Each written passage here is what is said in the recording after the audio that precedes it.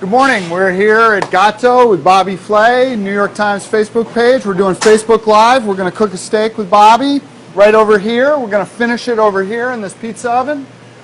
And it's going to be kind of a party here at GATO. I know. It sounds like it's almost like a complicated steak. It's like, yeah, they have to go over here. They have to go over here. Are we making pizza? Are we making steak? What are we making? I don't know what's going on. No, but you know the deal is, like, this is a crazy technique, Sam. Like, if you were my instructor in culinary school and you taught me to cook the steak this way, I would think you're out of your mind. So what steak are we looking at here? This is a New York strip. So I'm going to show you the technique of the steak that we cook here at GATO. We call it charred beef. It's got Valderón blue cheese, which is a Spanish blue cheese. That's right here, I think. Yeah. Yeah, it's kind of like Cabrales, but... It's kind of like Cabrales blue cheese, which is probably the most widely known blue cheese in Spain. And, you know, it's got some serious, like, oomph to it, you know.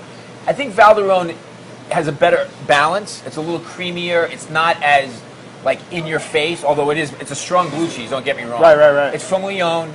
It's usually wrapped in, like, some maple leaves or something like that. And it's goat's milk and cow's milk. It's got a nice creaminess to it, although it is pungent. Of course, it's blue cheese.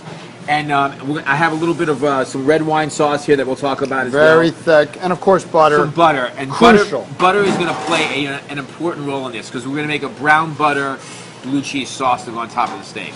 Excellent. All right, so here's the deal. So, first of all, this is a New York strip. Okay. And when the first thing you want to notice in any steak is you want marbling running through the steak.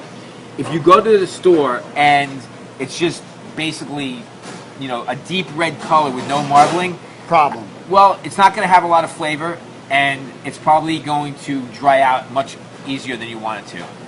We want to see fat running through it. Now, of course, on all steaks, there's fat on the outside as well. Yeah, what happened to that fat? But I've taken all of that off. So all my fat is inside the steak as opposed to on the outside of the steak. Okay, there you go. Perfect. All right. So wait.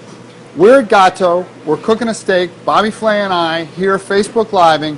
And what we're going to do right now is take a look at what I think you guys call a mise en place, right? Okay, mise en place. What does that mean? Mise en place basically is all the ingredients out in front of you. All right. It's a way to be organized and get all the ingredients that you're going to use for your particular dish out in front of you so you're ready to go. Not a lot of ingredients. Okay. No, there's not a lot of ingredients. Okay. But here's the key, okay? So salt and pepper, right?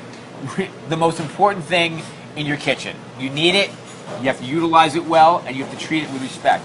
I like to use kosher salt to cook with because I can feel it in my fingers and I crush it as I season. And it's a nice clean flavor. It's better than iodized salt, like from the. That's table salt. That's table salt, exactly.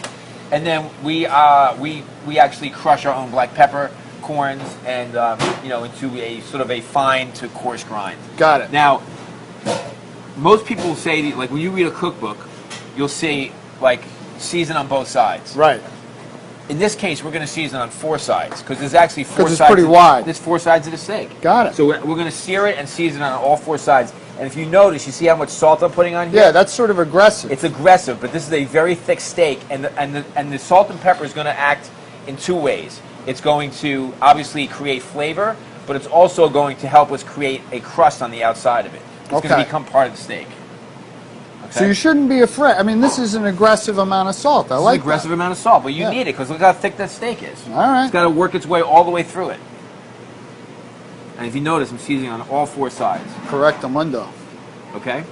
All right, there we go. So okay. That's what the steak should look like. So you didn't do that. That's not like a half hour before. You're doing that right before we cook. Right now, okay? So now where are we going? So now we're going over to a cast iron pan. And like cast iron pans to me are like incredibly important part of any cook's repertoire, whether you're a professional chef or a home cook. Like, I asked you before if you have cast iron pans. And I do have cast iron pans. And they're not expensive. Nope. And they'll last for generations if you take care of them. Right. You can pass down your cast iron pans to your next generation. Or you can buy a really cheap one at a thrift shop and bring it back yourself. Exactly. Very right. simple. All right. Okay. So that is screamingly hot. Okay, right? so canola oil, right. not olive oil. Canola, higher smoke point? Exactly right. So I don't want this to taste like oil. I want it to taste like steak. Right. So I want a nice clean oil, something like canola oil, vegetable oil. What we call a neutral oil. At nytcooking.com, we call it a neutral oil, right? So no flavor added. Yes, like olive oil, extra virgin olive oil is thick, it's viscous.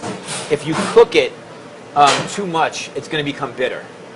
We don't want that. Okay. So now you can see. Can you guys see like how it's starting to billow some There's smoke? some smoke coming up. That's a good thing. Now in your New York City apartment, you may